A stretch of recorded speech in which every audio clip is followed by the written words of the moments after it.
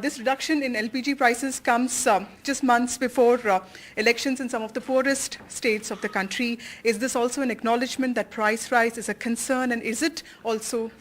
Look, I mean, since you're a very senior and a seasoned journalist, concern about inflation and price rise is a constant thing.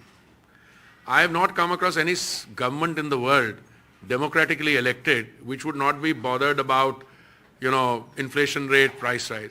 Our inflation and all these situation is much better than elsewhere. Okay, number one. But that's not something that I would draw satisfaction from, because there's always scope for improvement. But this has got nothing to do with elections. I keep coming back. We are the world's largest democracy at any given point of time. We are only 6 months away from some election or the other. I don't know how many months have elapsed since the Himachal and Karnataka election, but we are a few months away from the elections in Rajasthan, Madhya Pradesh, and some other states. So, your ability to reduce prices and your ability to insulate your consumer, these abilities are directly contingent on your ability to draw from the economic situation. Now, in the last quarter, as I mentioned, the quarter being April, May, June of 23, our oil marketing companies have registered reasonably good results. So they have a cushion. And as good corporate citizens, they are happy to participate in that exercise.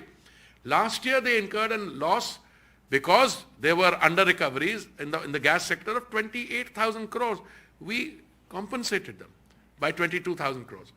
Now, what will be the situation coming down a little? I'm not in the world of speculation, and I don't know what the global situation is going to be. But today, I can say with confidence, as the Petroleum and Natural Gas Minister, that all things being equal, whatever happens in the world, we are well positioned to ensure availability, affordability, and sustainability. And I think coming forward, the most important thing is let there be even treatment. Let the non-BJP states also reduce the VAT that they charge.